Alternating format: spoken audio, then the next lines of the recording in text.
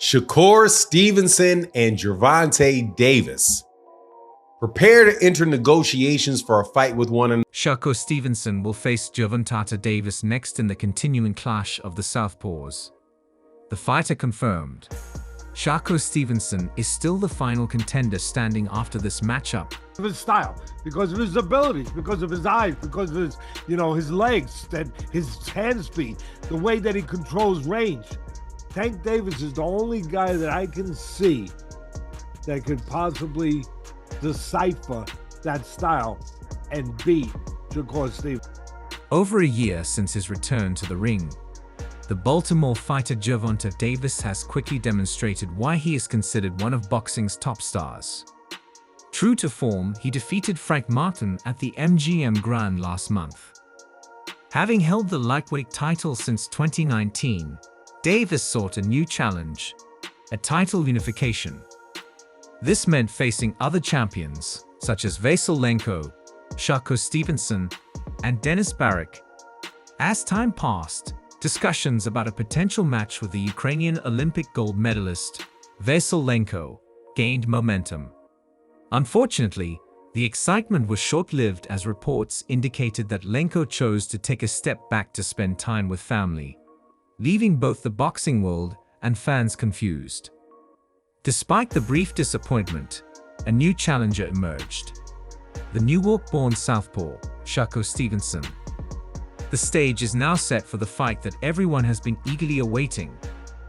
Boxing Kingdom shared that both Davis and Stevenson's teams have been showing positive vibes for a potential fight in the future. Public statements from both teams suggest they are open to making this super fight next. The two fighters have sparred hundreds of rounds over recent years, including one 20-minute round in a Baltimore gym in 2017. Fans might want to revisit Frank Martin's post-fight press conference, where Davis hinted at a potential fight with Stevenson. During his talk at M-City Boxing, even Kenny Ellis, Davis's longtime trainer, expressed optimism that a bout with Stevenson now appears to be the next logical step after the Loma fallout.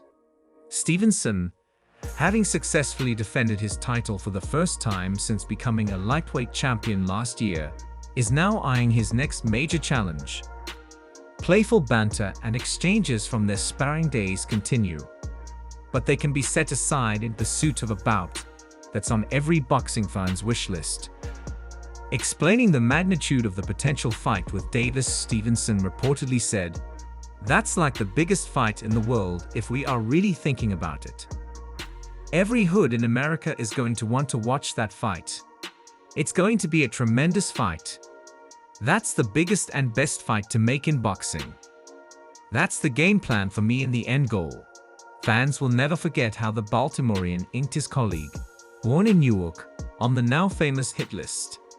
Maybe there is a place and a time for everything. Stylistically, there's no doubt that the fight between these two champions ranks among the best matchups in recent memory. But how will it unfold, and will fans ever get to see the Tank Loma bout? Despite both sides seemingly preparing for a bout, it's important to note that Stevenson is no longer associated with a promotion. He is now a free agent. The fight on June 6 against Adam Heron was his final appearance, under Top Rank, resulting in issues such as purse and gargantuan expense coverage. Broadcasting rights, sponsorship, and marketing deals are now considerations that both parties will need to address. Stevenson has previously shown interest in fighting Vasylenko, and whether he or Davis wins or loses, both could potentially face Lenko next year. This matchup could offer a chance for title unification for the winner or a fresh championship opportunity for the loser.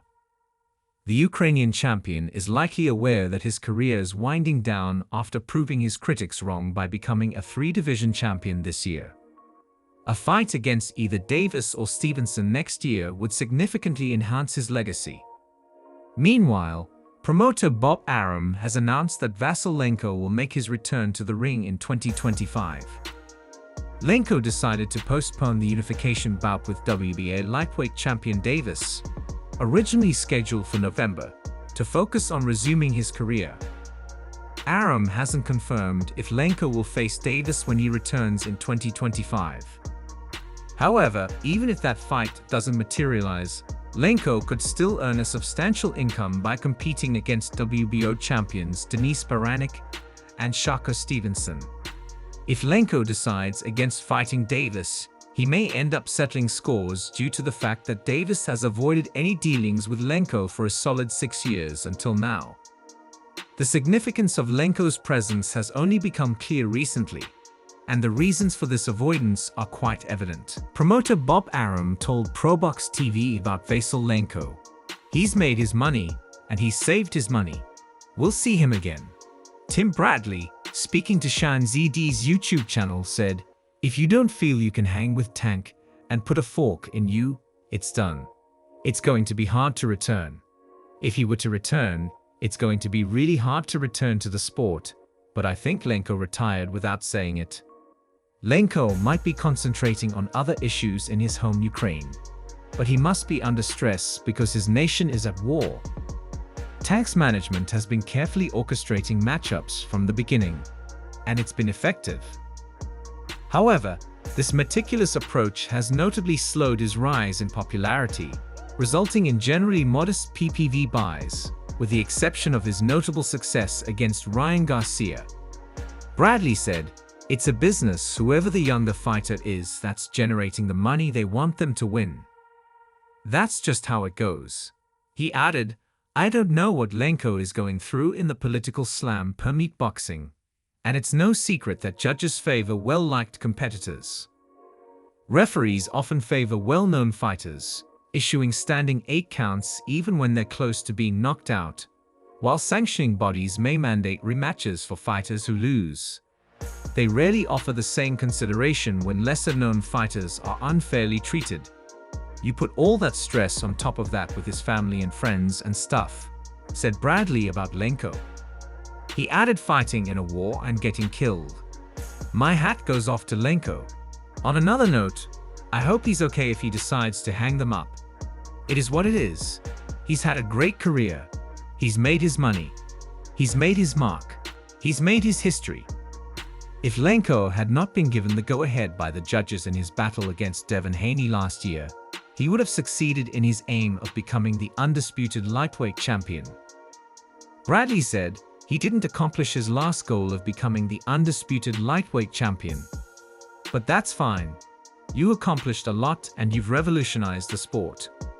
The sport is different now because of Lenko." Even though it seemed he had defeated Haney, the judges awarded the victory to the younger, more popular fighter. This decision cast a shadow over the sport and did little to benefit Haney, as it led to perceptions of favoritism. You've got a lot of guys trying to fight for a world championship a lot faster now. You've got a lot of guys trying to emulate Lenko's footwork. They're trying to emulate his footwork.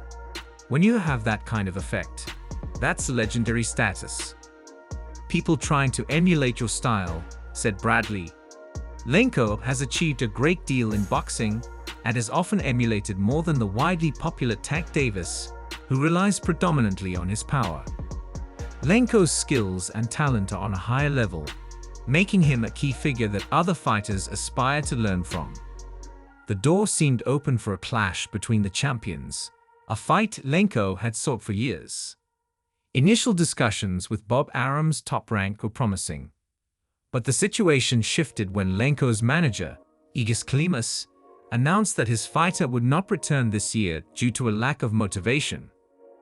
In a conversation with Shahzid, Hall of Fame fighter turned analyst Tim Bradley expressed high regard for the Ukrainian, but described the move as nothing short of a duck.